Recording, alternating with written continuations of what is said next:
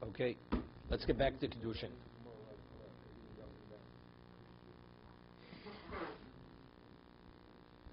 Thank you, Howard. You want a Gemara? Ernie, let him look in with you.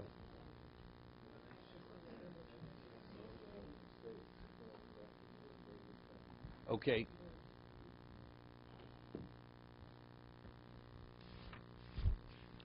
Okay, we're in the Gemara. We got to Samaches.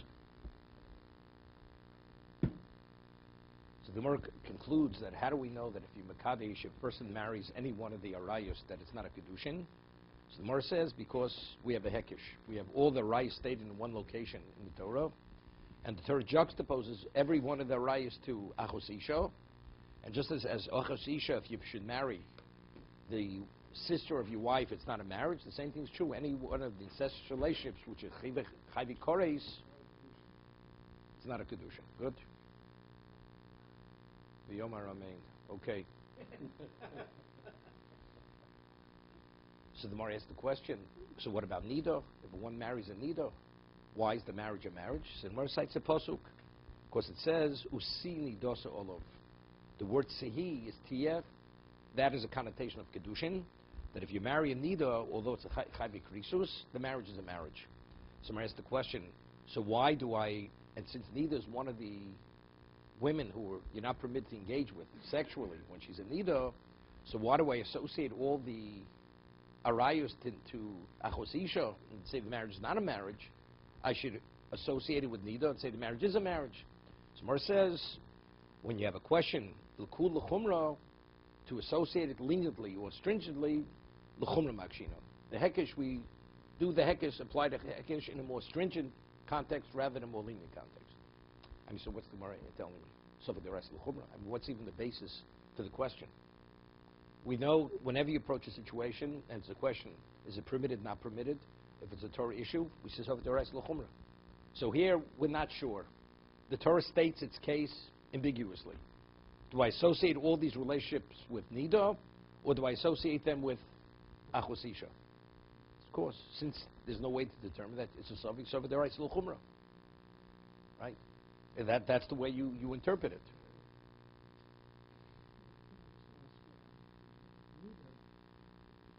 This woman is off limits to her husband these periods of time and not for those periods of time. With respect to certain of these forbidden relationships, some that are like that, there are certain times where it's not permitted, but there are certain circumstances or times where it is permitted. That's where it's at. Eshes ish, a married woman. It's only if the husband didn't divorce her. Yes, or marrying the sister. Correct. Or the sister. But that's what the Gemara said. If she dies, But that's what the Gemara says. That's why you couldn't learn that from the Mematzino. To learn it as a comparison, you're able to make a differentiation, right? But the Gemara says, but if it's a hekesh, the Torah juxtaposes it, even though there's reasons, there's a basis to discern between one and the other, it doesn't make a difference. Hekesh, it says emeshivin al hekesh. Once the Torah establishes and equates A, B, C, D, regardless of all the differences you can make, the Torah's association is you cannot disagree with that. Although there are distinctions. So now the Gemara is asking, so if I could associate it with nida, why choose to associate it with achos isha? And that the Gemara says, because we have a principle, l'kula, l'chumra, l'chumra makshino. Okay, so let's understand now. Okay? So I'm asking, isn't that understood? We say sav derais l'chumra. Or is this much more than sav derais l'chumra? If a person goes and it's a question whether piece of meat is kosher or not kosher, you're not permitted to eat the meat. Sav derais l'chumra.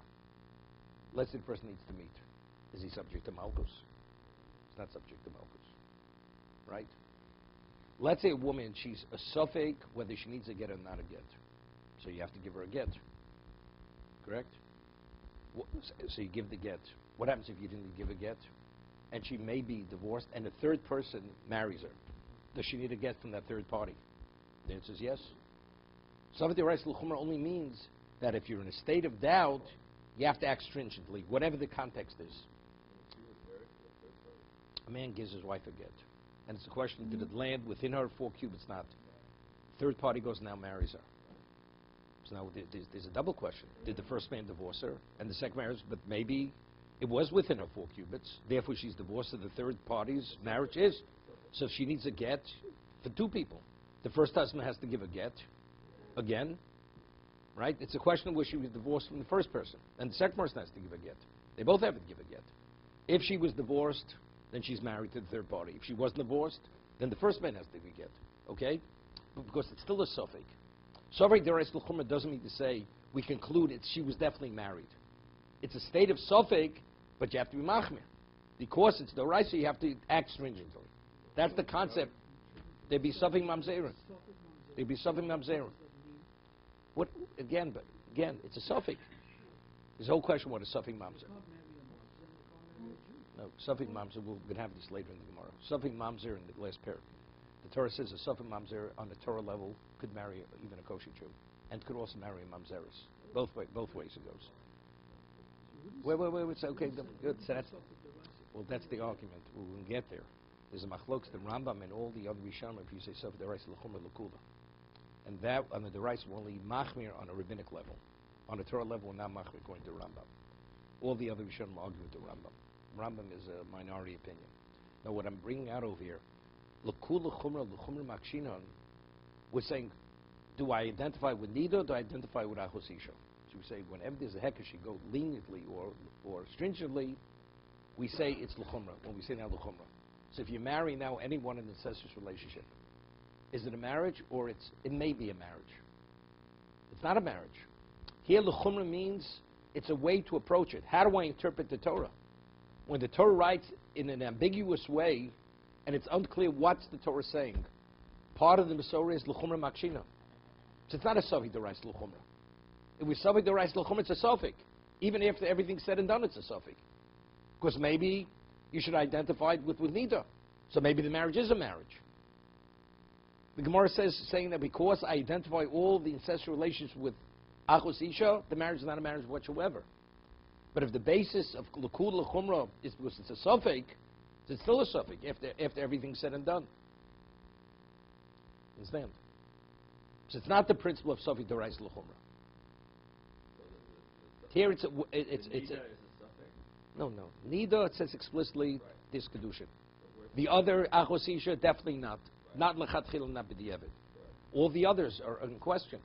The Torah now juxtaposes all the rise to achos isha. Right? That's what the Gemara said. Therefore, if you marry a sister, you marry an aunt, any of them, the kedusha is nothing. So the Gemara says, why? But among all the forbidden relations which are mentioned, which have the liability of kares, nida is one of them which is mentioned. And there the marriage is a marriage. So why do I associate it, identify them with the achos isha, identify it with nida, and say the marriage is a marriage? Correct? So that Gemara says, if I have a question, l'kula, or l'chumra makshina. So I'm saying, I asked the question. Isn't that understood? What's the chiddush? Suffix derais l'chumra. This has nothing with suffix derais l'chumra. Suffix derais l'chumra, it is a suffix. We're not clear what's the Torah saying. This is a matter of interpretation here. It's a way to interpret the Torah. It is a suffix. To us it's a suffix. We're not sure what is the Torah saying. That's our suffix. What is the Torah saying? If you're ever in doubt what the Torah is saying and you go lenient or l'chumra, the Torah definitely is saying l'chumra makshina. That is what the Torah is saying. So therefore, if you marry anyone in a sexual relationship, definitely it's not a marriage.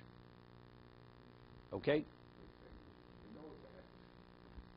Now the Gemara says it's akish. We don't know which of the 2 things. To what do I associate it with? That's exactly what the words mean. Okay?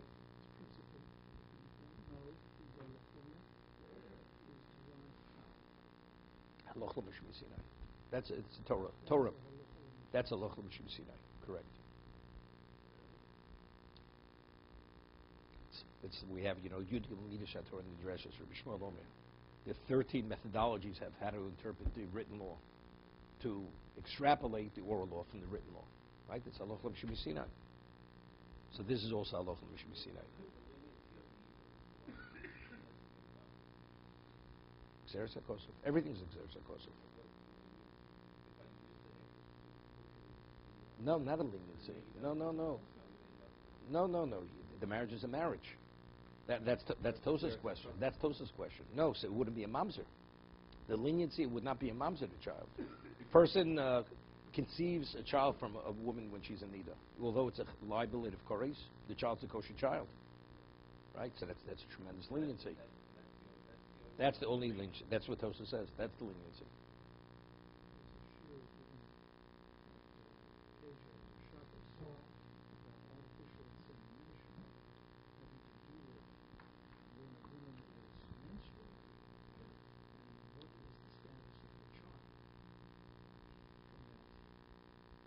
Okay.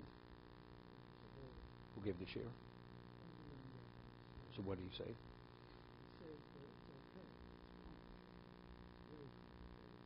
Why is it complicated?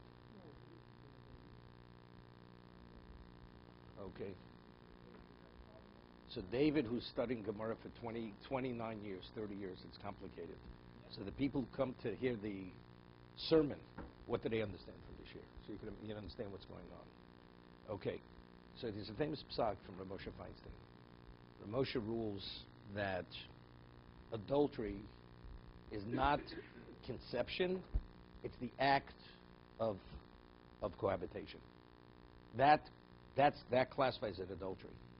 So if you inseminate a woman, a married woman, with another man's sperm, who's not her husband, the child is not a mamzer. That's Rav Moshe's psak. Okay? It's not adultery. And the child's a kosher child, except he discourages this because ultimately it could lead to incest. Because you could have a mother, brother and a sister marrying. Because you believe it's this couple's child and it's the other man's semen, so therefore the child could be born from another couple, and you could end up having brothers marrying sisters. Therefore, he says, if you inseminate a woman, it should be with a non-Jew's sperm. Because a non-Jew has no pedigree, it doesn't identify with the non-Jew, it's like a fatherless child. That's Rav Moshe's psak. When he came out with this ruling about 55, 60 years ago, it was like an explosion. Many disagreed with him, but Rav Moshe, he did not move from his psak as much as an iota. And he has it fleshed out with sources and everything else. That's the famous psak for Rav Moshe. Okay? So there, as a result of that, so even though in terms of you want to take issue with Rav Moshe regarding is it adultery, is it a mamzer, but a child born from a nida is what? Is not a mamzer. The Gemara says clearly. There's a question, it's ben nida. Based on the Gemara, the Shulchan Aruch says, persons a ben nida, and Rav Moshe has a truth about this too, it creates, and we're going to have in the fourth parak, a ben nida has certain corrupted character. There's arrogance, there are insensitivities, because the conception happened in a state of nida. So according to Rav Moshe, it's not a problem, because it's the prohibition that creates it. It's not the conception, but it's the state of conception. Because it was done, there was an act of cohabitation, that's the nida. That's the ben nida. Okay? So according to Rav Moshe, if a woman, let's say, in terms of ovulation, she can't go to the mikveh until a certain point, and by that time it's beyond that point, so you could inseminate her when she's in nida, it's not a problem. So we're not dealing with an issue of illegitimacy anymore. Even according to those who disagree with Rav Moshe, at worst, we're talking about the quality of Jew, the quality of character. So therefore, if it's a question of having a child, not having a child, and we're not dealing with an isser, the husband definitely is not in violation. He's not cohabiting with his wife. So definitely you inseminate her in the state of nida, and it's not a problem. So, paternity, who is the father? No, there's no question. The father is, otherwise there's no incest. Because what we say that the act of cohabitation determines what adultery or a violation of The prohibition. these forbidden relationships has or has not taken place. Correct. Do we say that the father is considered a father if there was cohabitation? Even there's no. It's a sperm bank. No. Whose ever sperm it is, he's the father. Halakhically, it's Yes, the father. he's the father. Correct. I know we say paternity. but No. He is the father. He is the father. Whoever sperm it is, DNA test. he is the father. We're going to have that's the Gemara coming up in Amud Beis.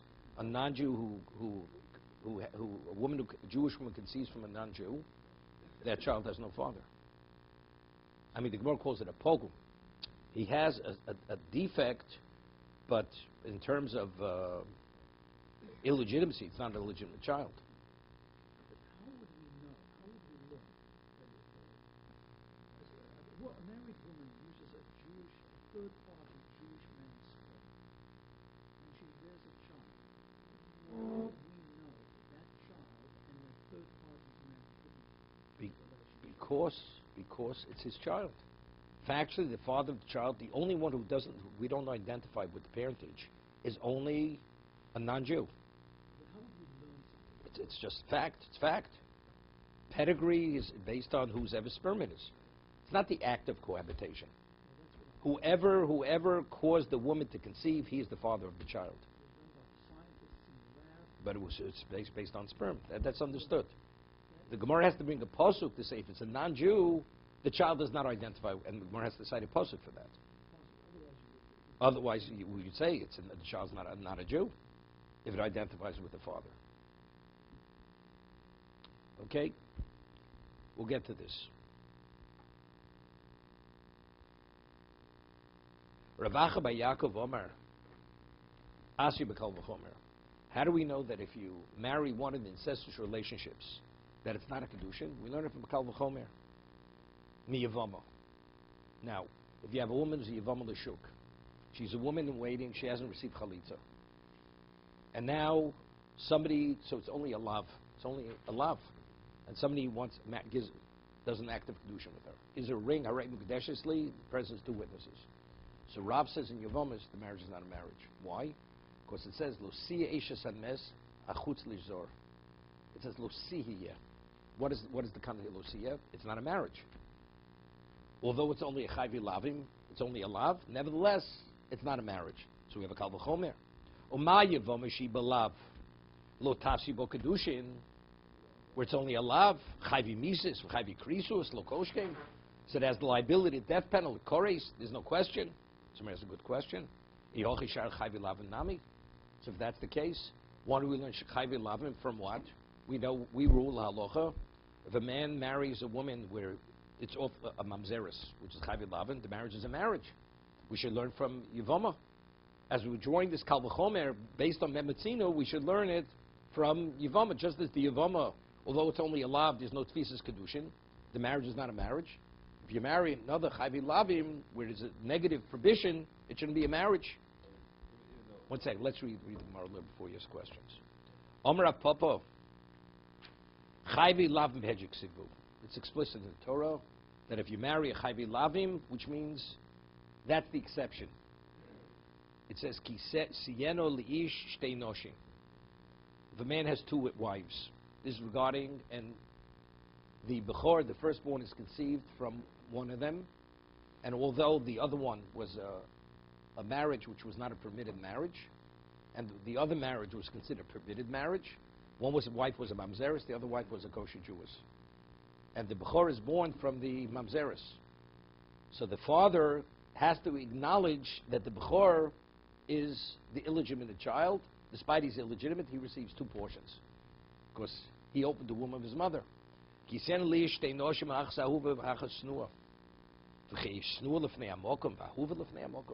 Rashi explains. What does Torah have to depict them as? If he has a better relationship with one over the other, Torah has to tell him, Torah should say, whoever's the firstborn, he's the firstborn. What do we have to talk about his relationship with his wives? One is beloved to him, one is despised by him. It's irrelevant.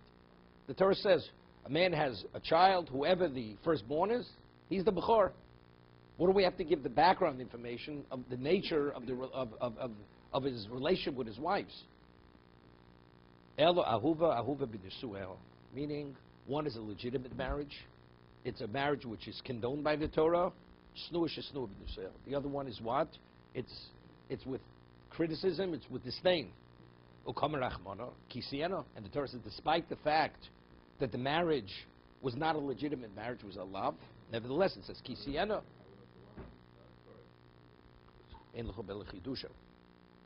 Right? A mamzeris, and he had the bechor. Nevertheless, the child that's conceived from the mamzeris, that child is the bechor. Okay? So Question now. So it says, so where are we drawing it from? Why do we say this tfisus kedushin by chayvi lavim? Because there's sieno. Siena means that's an expression of marriage. As we said, kis usihini dos olov, right? From the siya. And it says, lo siya isha mes hachutz livzor. Lo siya. There's no kedushin regarding the yavama. So Marias uler kiva dama in kedushin tosim chayvi lavim. Ki sieno b'may mukim lo. Right? As we just said, is the ahuva v'fnei amokum. Snul v'fnei amokum. So evidently, clear it says, although it's an illegitimate marriage, it's a marriage. But according to Reb Kiva, how do you have a marriage which is not a legitimate marriage? It's not a marriage. So that Gemara says, Balmonel Kohen Godel. We speak, it's Balmonel Kohen Godel. 1 second. Almonel Kohen Godel. Uchreb Simoy, the time Reb Simoy, min hakolohi Reb Kiva ose mamzer. Well, Almon is a lav. We'll get to the Grusha, why we chose Kohen Godel. Reb Kiva, which ose mamzer, from all chayvi lavim, Reb Kiva ruled that the child of that marriage is a mamzer. Chutz, therefore it's not a marriage. Chutz v'amanul Kohen Gadol. Why? Why is this the exception? Shuri omrato lo yichalel. It says lo yichalel zaro. He should not profane his seed. What is the connotation lo yichalel? Chilulun osev in osem mamzerus. That the status of the child, we say if it's a mamzer, that's an indication there's no tfisus kedushin. But if it's a chol, it's not a mamzer. That means, so regarding this, it's a marriage. I mean, what will you say? It's interesting. The Gemara says in Yevomis, we have a lav hashava bakol, we have lav shein hashava bakol. We have a lav which, it's a universal type provision, applies to every Jew. And you have certain lavim which are specific to only a certain segment of Klal Yisrael. For instance, the forbidden relationships to a Kohen. Only Kohen's not permitted to marry a Gerusha. Right?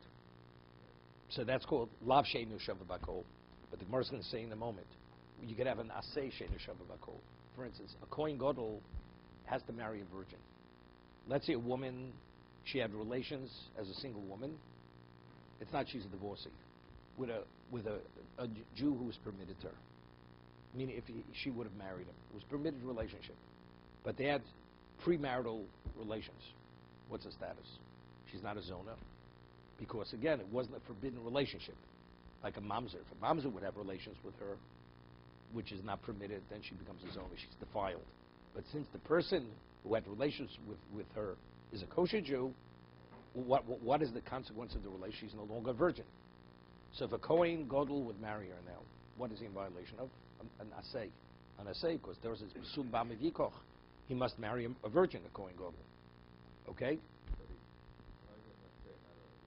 Because it says Besula Ba'am Yikoch. It doesn't say. Again, Besula Ba'am Yikoch. What does the word say? It doesn't say he's in violation if he doesn't marry a Besula. It's called, the negative is inferred from the positive. If you must marry a virgin, so what's the inference? So if she's not a virgin, not permitted to marry her. That's lava bomel chalasei. If the negative is derived from the positive, that's considered you violate a positive commandment. That's not a negative commandment. The Gemara will say this in a moment. So therefore, we're going to say in a moment. So according to what the Gemara is saying right now, Reb Simoy is saying, that although that under normal circumstances of chayvi lavim, there's no kiddushin because it's a mamzer, but regarding the provisions to a kohen, even to an ordinary kohen, it's cholim because Torah says lo yichalel. Therefore, that tells us that the marriage is a marriage because if it's not a mamzer, the marriage is a marriage. So kisyan lishtei noshim, the case where we speak about who is the firstborn, even if it's born from the woman who's snua, it was a forbidden relationship. It's speaking where.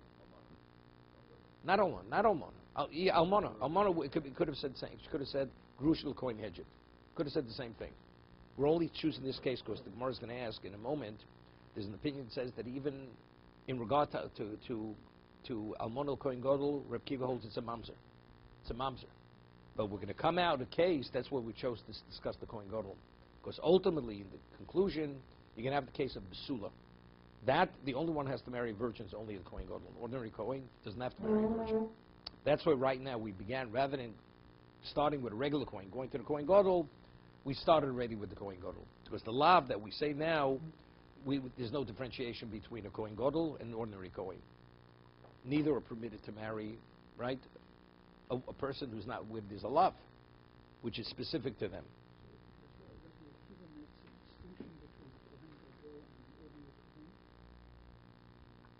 At this point, not.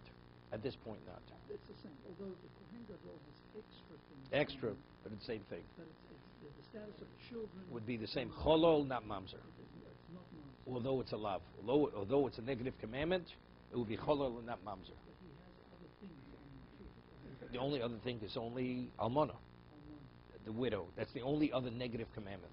But if he marries a widow, she's also not a virgin. She could be a virgin. She could be a virgin. Let's say she was widowed after the kiddushin. She was. Yeah, so then it's not because she's a widow. But again, not being a virgin is only an aseg. But being a widow is a los aseg, is a negative commandment.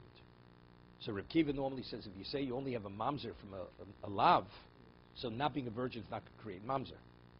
Correct?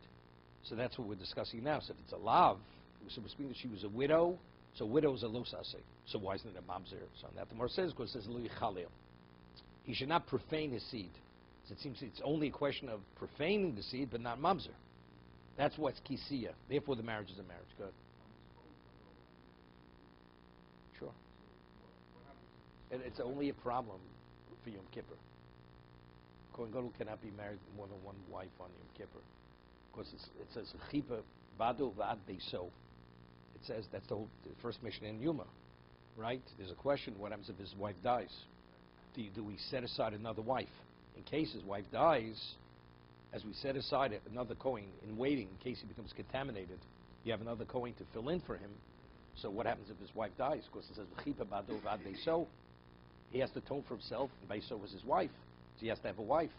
So Gemara says, well, you designate a wife, but the Gemara says, so if you marry, then he has two wives. It doesn't say more than beiso. Beiso is singular; it's not plural. So it's a conditional marriage. They have to make it a conditional marriage. That if, in fact, she dies, but the Gemara gets complicated. Because let's say she died in the middle of Yom Kippur. So he has to give a divorce. He has to give a conditional divorce to his wife in case she dies in Yom Kippur. Retroactively, when Yom Kippur started, he was married to the second one. You understand? It's also a conditional marriage. The marriage is conditional and the divorce is conditional.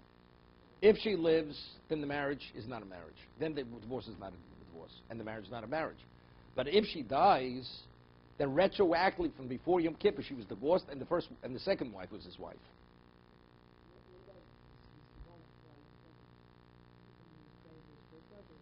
He doesn't pray for his wife at all. He prays for all Jews. He doesn't think about his wife. But he's not permitted to have more than one wife when he officiates to bring about atonement for Klal Yisrael. Because it's beiso. Beiso is singular. So he's only permitted to have one wife. Wife, yes. That means the wife. Correct. No. That's Kohanim. He atones for the Kohanim.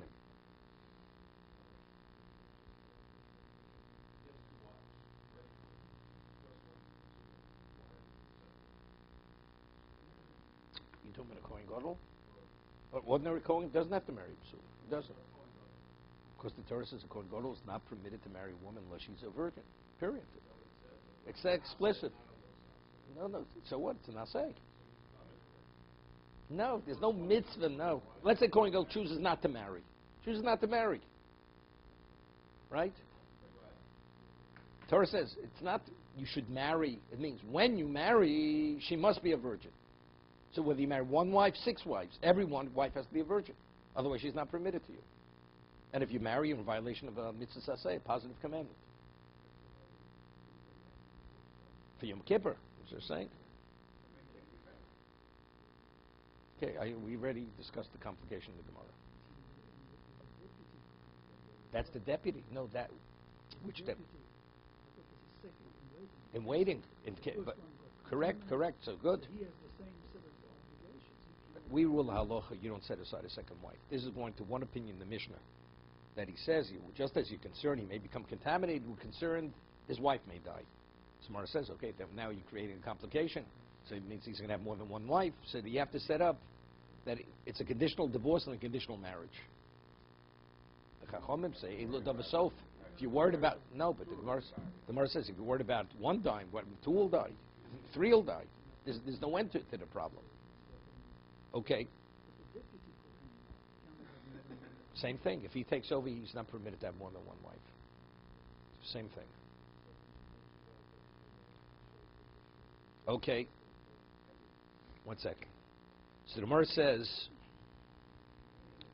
how do we know, where does Reb Kiva learn that Chayvi Lavim is no thesis kiddushin? Now, what's the halacha? The person gives chalitza. The survivor gives chalitza. And after he gives chalitza, he says, maybe I made a mistake. I'll do yibum. Is it too late? What is he in violation of? So the pasuk says, it says, if he first gives chalitza, then he does kiddushin. After he gives chalitza, he gives a ring in front of two witnesses. Harei mukadeshesli. Is it marriage or not? No. Eshesach. No. But this woman already was permitted. No. Everybody agrees it's not koris. It's not koris. Because again, the Torah permitted. Once she's permitted, it's not koris any longer. Because there it says lo yivne. It says kevin shelo bona shuv lo yivne. Once he didn't address the issue of perpetuating the name of the deceased, he's not permitted. So the Torah, it's a separate lav. It says lo yivne. He cannot build that house any longer. That's a lav. It says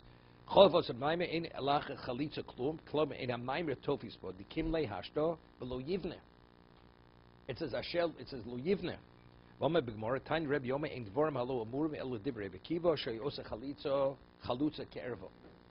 So it's going to Rabbi Akiva. Others say no, that even if though he gave chalitza, it may be a lav, but if he would marry her in presence of witnesses, she's married. He's not permitted to be with her. It's a lav, but the marriage is a marriage. So that it says that the marriage is nothing, that would tribute, that's Rabbi Akiva's interpretation of the pasuk. Okay? Everything. Correct. There's no reason to differentiate that lav and the other lav, because it's interesting.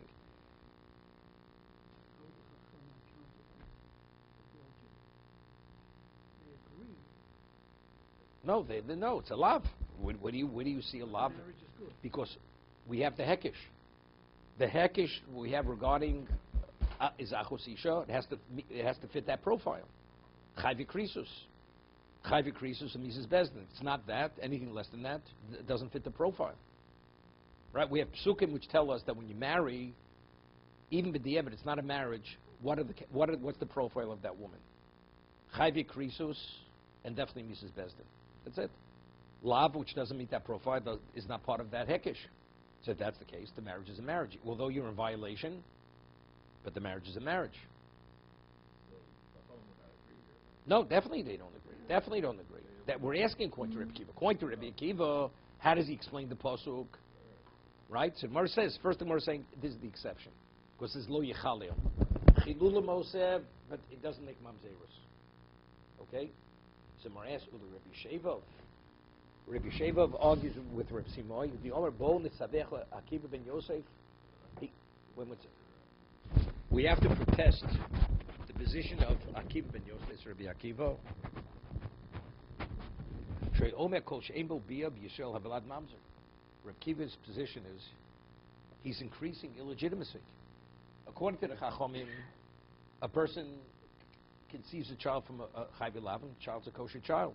According to Rabbi Akiva, he's increasing the level of illegitimacy. So we should protest this position because it's kosher lo bia b'Yisrael hablad mamzer. Now the Gemara wants to know what is exactly Rabbi Sheva saying.